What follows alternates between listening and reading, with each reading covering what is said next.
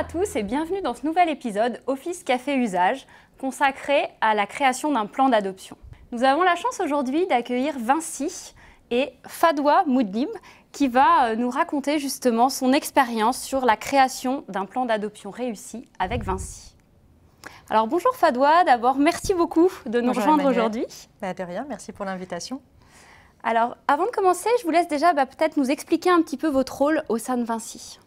Alors, je suis responsable conduite du changement, je travaille à la DSI Group et je suis en charge de la promotion de nouvelles façons de travailler, de promouvoir la collaboration en transverse dans le groupe.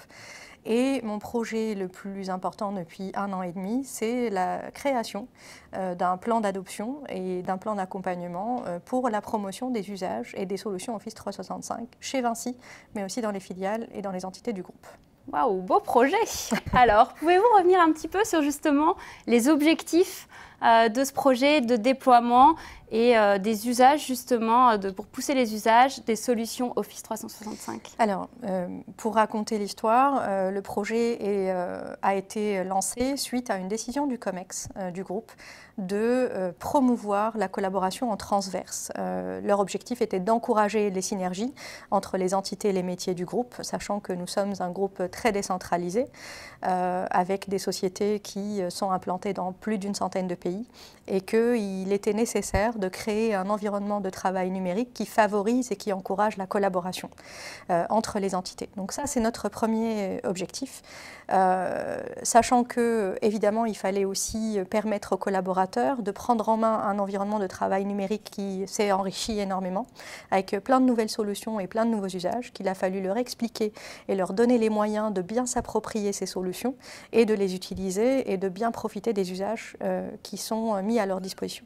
Un autre enjeu qui est très important, c'est de proposer un environnement de travail sécurisé et qui nous garantit la confidentialité de nos échanges et de nos données, ce que nous apporte Microsoft Office 365. Super clair. Alors, est-ce que vous pouvez revenir, Fadwa, sur les facteurs clés de succès un peu de ce projet d'adoption ? Il y en a quelques-uns. Je vais commencer par dire que notre première aide, ça a été d'avoir un sponsor très actif et d'avoir de l'aide et l'accompagnement de nos sponsors. Alors, les sponsors sont la DSI et la DRH du groupe. Et ils nous ont énormément accompagnés dans la création d'un dispositif. Ils nous ont fait confiance et ils nous ont aidés aussi à promouvoir notre dispositif dans le groupe. Donc ça, c'est notre premier facteur de succès.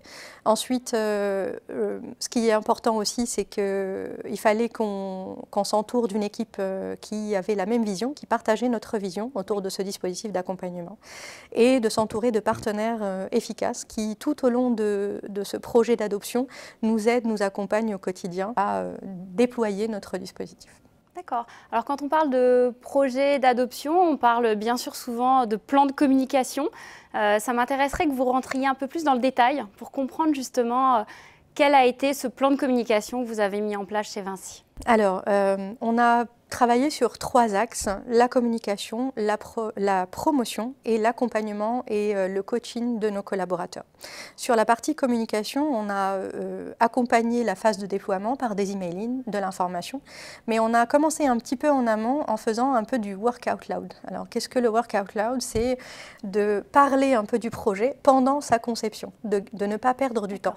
Pendant le projet, pendant qu'on concevait notre dispositif, on en a parlé, on a fait la promotion de ce qui allait arriver avec Office 365 et on s'est appuyé notamment sur Microsoft pour embarquer certains de nos collaborateurs clés, mais aussi alors des managers, des collaborateurs, des assistantes, tous les métiers, dans des mini learning expeditions dans le centre des usages Microsoft pour leur expliquer ce qui allait arriver dans leur nouvel environnement de travail numérique. Et donc ça a été un des arguments qui nous a aidés et facilité ce projet parce que ça a gagné les cœurs et que les gens étaient très en attente et très impatients de découvrir leur futur environnement de travail numérique avec Office 365.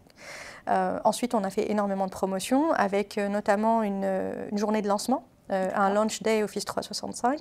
On s'est aussi entouré d'un réseau des talents Office 365 que l'on a accompagné et on a aussi créé une journée dédiée à l'onboarding de ces talents Office 365. Et puis on a créé tout un dispositif pour accompagner les collaborateurs à bien s'approprier les outils, mais aussi à leur donner envie dans des rendez-vous réguliers, alors que ce soit des petits office cafés, des matinées et des sessions immersives ou des accompagnements un peu plus VIP pour onboarder aussi nos managers, nos comités de direction et leur parler de ce dispositif qui allait transformer le quotidien de leurs collaborateurs. Écoutez, c'est passionnant, Fadwa, de voir surtout la complexité et la richesse de ce plan de communication. Mais qui dit changement de solution, nouveaux usages, dit quand même souvent résistance au changement. Je ne peux pas croire que vous n'ayez pas vécu aussi chez Vinci cette phase-là. Je comprends que vous avez très bien anticipé, mais est-ce que vous pouvez nous dire quelques mots quand même sur cette potentielle résistance au changement? Alors, on a entendu beaucoup des phrases du genre « c'est intéressant ce que vous nous dites, mais je n'ai pas le temps ». Je ne peux pas, je suis sur un projet déjà, etc. Mais ce qui nous a aidé énormément, alors c'est cette phase de Work Out Loud où on a beaucoup parlé d'Office 365 avant son lancement, qui a créé de la curiosité et qui a amené les gens à venir d'eux-mêmes, nos collaborateurs, à venir nous poser des questions, s'intéresser à ce qui arrivait. Et puis surtout, pour moi, quelque chose de très important, c'est qu'on a communiqué sur les usages et leurs bénéfices. On n'a pas communiqué sur un outil, une solution ou une fonctionnalité ou ce qui se cache derrière le clic d'un bouton. On a plutôt parlé de ce que ça allait changer et amener comme bénéfices et avantages dans le quotidien des collaborateurs. Et on s'est intéressé à leur métier aussi, à leur contexte. Et donc, on leur a parlé de ce qui allait être modifié et se transformer avec Office 365, mais qui concerne leur métier.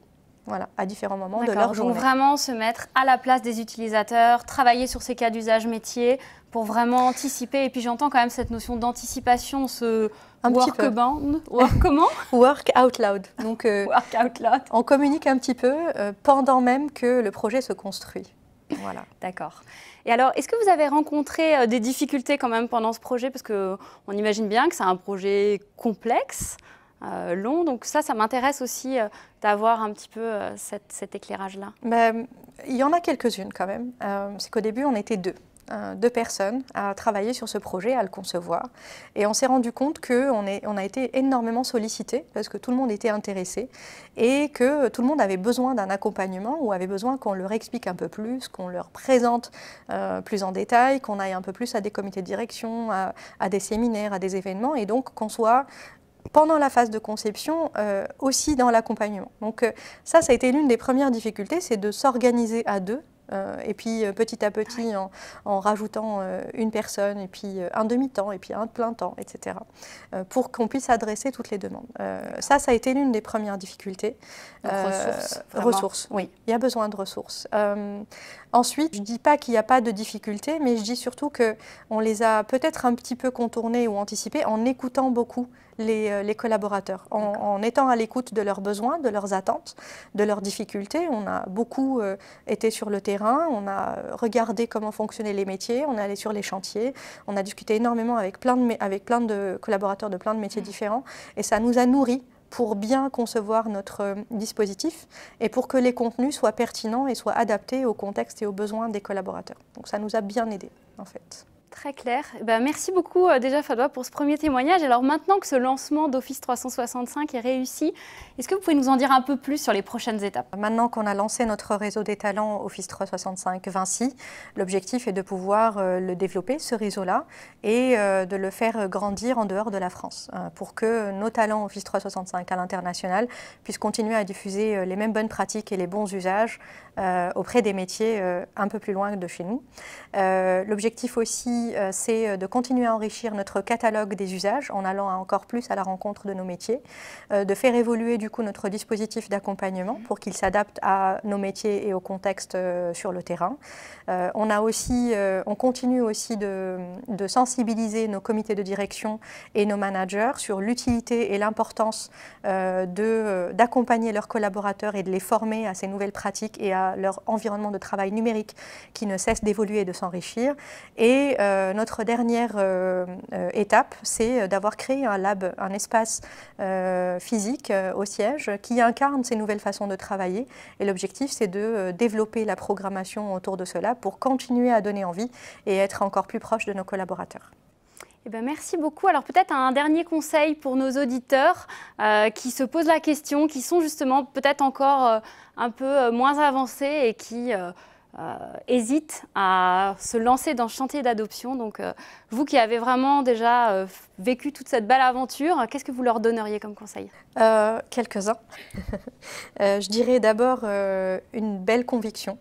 De l'énergie, quelques idées innovantes, mais il y en a tellement en fait autour de nous qu'il suffit juste d'être convaincu d'une idée et d'aller la défendre.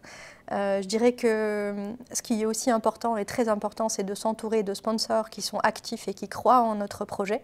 C'est la chance qu'on a eue d'avoir des sponsors qui étaient à l'écoute et qui ont cru et qui se sont investis avec nous dans ce projet.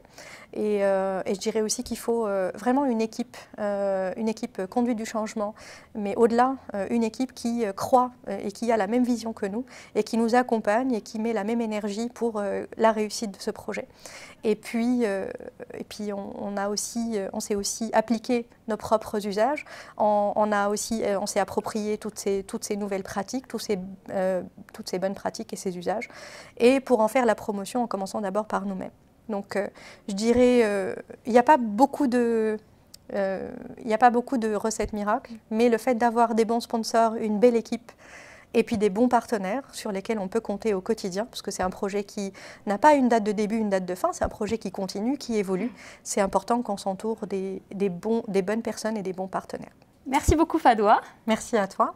Alors pour nos auditeurs qui souhaitent en savoir plus, n'hésitez pas à vous inscrire. Nous organisons tous les mois des ateliers multi-clients pour justement vous donner des conseils pour bien construire votre plan d'adoption. Pour rappel, l'épisode est disponible sur aka.ms/officecaféusage avec un S.